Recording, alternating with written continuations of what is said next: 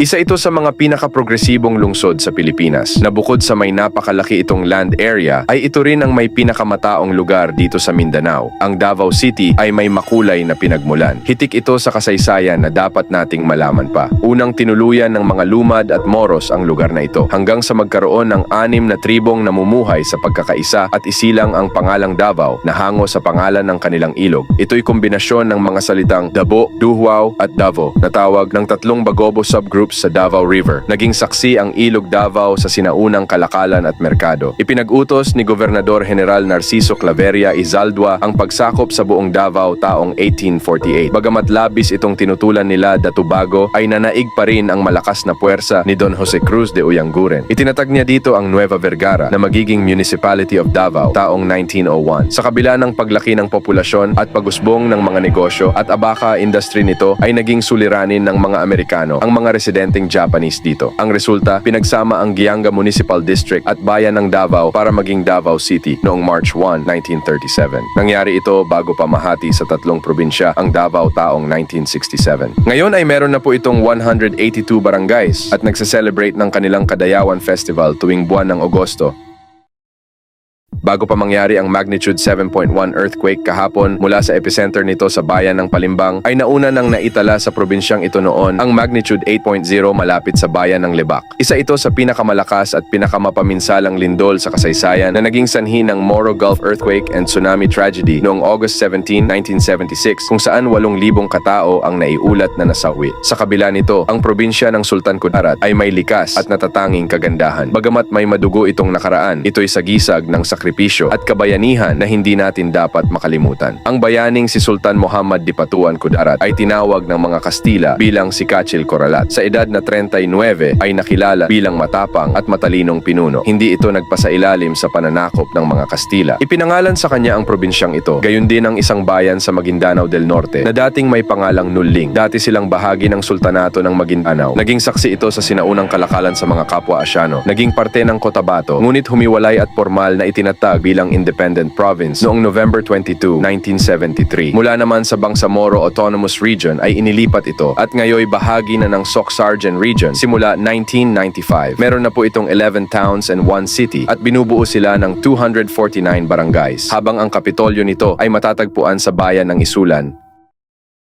Ang bayan ng Lopez Quezon ay naunang naging parte ng bayan ng Gumaca bago pa ito nahiwalay at maging ganap na bayan noong June 30, 1857 na inaprubahan ni Gobernador General Fernando de Norsagaray. Pero bago pa ito makilala bilang first-class municipality sa probinsya ng Quezon ngayon, ay dati muna itong maliit na settlement na kung tawagin ay Talolong. Dito, nagkanlong ang maraming taga-Mayabok na ngayoy bayan ng Pitogo taong 1756 dahil sa paglusob ng mga piratang dagat sa kanilang lugar. Ang pangalang Talolong ay hango sa kanilang ilog. Kalaunay naging sitio o bahagi ito ng bayan ng Gumaca noong 1794. Maliban sa sagana nitong agrikultura, niyog at palm trees, nakilala rin ito sa kanilang paminta. Dumating ang taong 1856 at ganap na nga itong nahiwalay sa Gumaca. Samantala, may magkaibang bersyon ng 2 tao na sinasabing pinanggalingan ng pangalan nito. Una ay si Tayabas Provincial Governor Don Candido Lopez y Diaz at pangalawa ay si Don Mateo Lopez na tagapagtatag umano nito at namuno rin dito 3 years later. Noong 1897, nasaksihan ng simbahan nito ang pagpaparusa sa mga bandido at pagpatay sa kanila ng mga kasadores. Panahon naman ng Amerikano nang dakpin ang mga prominenteng residente ng Lopez at dito'y ikinulong. 1907 nang wasakin ng lindol ang simbahan. Nag-ambagan ang mga residente para maitayo muli ito. Meron na itong 95 barangays ngayon at nagse-celebrate ng kanilang pamaypayan at Mayflower Festivals. Ang bayan ng Giginto, Bulacan ay pangalang Hinango sa matandang kwento.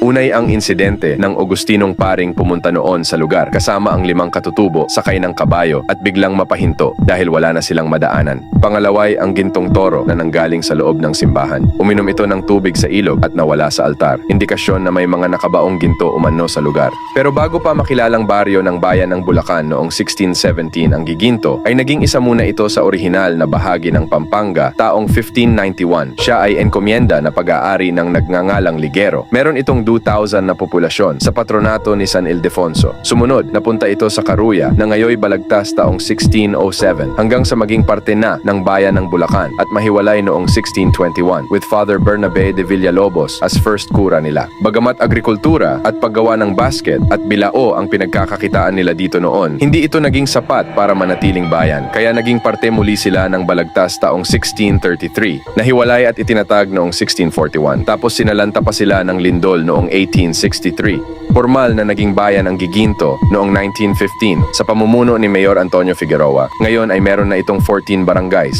at nagse-celebrate ng kanilang Halamanan Festival. Ang bayan ng Balagtas ay ipinangalan sa tanyag na manunulat at itinuturing na ama ng wikang Tagalog na tubong baryo Panginay, Bigaa, Bulacan na si Francisco de la Cruz Balagtas o mas kilala bilang si Francisco Baltasar. Nangyari ang pagpapalit ng pangalan mula Bigaa patungong Balagtas noong June 18, 1966 dahil sa efforts ni Congressman Teodoro Natividad. Ngunit bago pa ito tawaging Bigaa, nahango sa isang uri ng puno o malaking uri ng gabi ay may lumapa itong pangalan at ito ay ang Kaluya o Karuya. Sinasabing na itatag na ito taong 1596 o 1602. Nagsimula ang Kaluya bilang enkomienda ng hari ng Espanya. Bahagi ito noon ng probinsya ng Pampanga, kasama ang iba pang mga lugar na naririto. Naging parte ito ng ecclesiastical jurisdiction ng bayan ng Bulacan. Pinamunuan ito ng mga paring Agustino hanggang sa magbago ang pangalan nito at kalaunay tawagin ng Bigaa. Nakatuon ito sa pagpapayabong ng mga palayan, tubuhan at textile industries. Naging baryo ng Bigaa ang Hacienda de Pandi noong 1874. Subalit, bumaba ang Bigaa sa pagiging baryo ng Bukawe panahon ng Amerikano at nahiwalay lamang ito noong 1911. Sa tulong ni former Balagtas Mayor Mamerto Carpio Bernardo, nahiwalay naman ang Pandi sa Balagtas taong 1946. At ngayon, ang Balagtas ay meron ng 9 barangays at nagse-celebrate ng kanilang Balagtasan Festival tuwing buwan ng Abril. Itinuturing na isa sa pinakamatandang bayan sa Bulacan na hindi lang naging sentro ng pananampalataya at komersyo noon, kundi naging mother town pa ng mga bayang makikilala mo pa lang ngayon. Inilarawan ito bilang isang napakalawak na kagubatan. Pinangunahan ng mga paring Pransiskanong sina Father Juan de Plasencia at Father Diego de Oropesa ang pagtatatag nito sa pagitan ng mga taong 1578 at 1579. Dito, itinayo nila ang kapilyang gawa sa mga light materials sa patronato ni St. Francis of the Assisi. Naging isa rin ito sa mga enkomyendang orihinal na parte ng Pampanga Province na pinag-arian noon ni Don Martin de la Rea. Mekabayan ang dating pangalan nito at meron pa lamang 2,800 na populasyon noon. Ang Mekabayan o Maykawayan ay Hispanized term para sa may kawayan o maraming puno ng kawayan. Noon ang sentro ng pook na ito ay nasa Malhacan na inilipat sa Lagulo taong 1588 sanhi ng bagyo at lindol. Ngunit mula dito'y inilipat muli at namalagi sa lugar na Makawayan dahil ito sa pag-atake ng mga katutubong Aita taong 1668. Pormerong bahagi ng Maykawayan Estate ang mga lugar na ito sa inyong screen. Nauna ang bayan ng Bukawe na kumalas sa higanting lugar na ito. Lumipas ang panahon at sa isinagawang plebisito, naging lungsod ito noong December 10, 2006. Ngayon ay meron na po itong 26 barangays at nagsa-celebrate ng kanilang Gintong Kawayan Festival.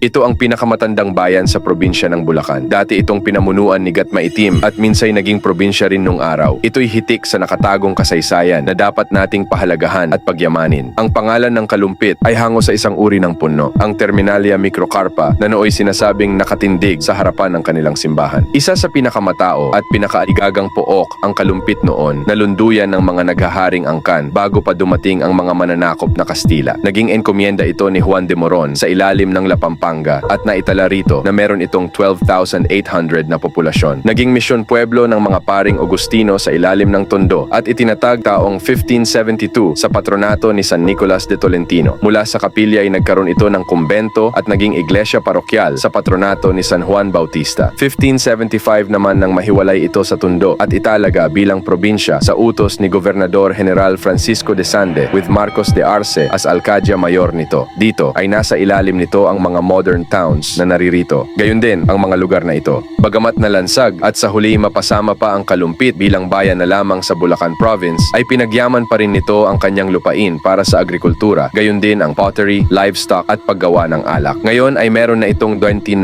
barangays at nagse-celebrate ng kanilang Libad Festival.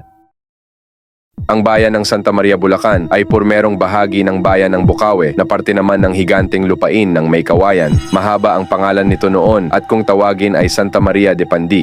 Isang malawak na kagubatan kung ito'y ilarawan at pinaniniwala ang unang tinuluyan ng mga dumagat at Aita. 1647 nang lumitaw bilang baryo ng Bukawe mula sa pamunuan ng mga paring Dominikano na sinasabi ring marahil ay magkasabay na itinatag ng Hacienda de Lolomboy. Ang pangalan nito'y hango sa mapaghimalang birhen ng La Purisima Concepcion o Santa Maria. Isinailalim sa mga paring Franciscano with Fray Francisco Dominguez at nahiwalay sa Bukawe bilang independent church at town noong 1792 o November 26, 1793. Itinalaga si Andres de la Cruz na pinuno sa poblasyon nito. Panahong ang mga residente dito'y nagbabayad pa ng renta para sa lupaing sakahan, palay, mais, tubo at prutas. Gayon din ang paghahayupan. Minsan na itong tinawag na lupang Tagalog. 1874 naman nang mahiwalay ang Pandi sa Santa Maria at maging bahagi ito ng Balagtas. Dahilan marahil kung bakit umiksi na lamang ang pangalan nito. Ginawa rin itong ingat yaman para sa renta ng mga bayan ng Balagtas, Pandi at San Jose noon. Sa kabuuan ay 82 leaders ang naupo sa Santa Maria mula 1793 hanggang 1899 at ngayon ay meron na po itong 24 barangays.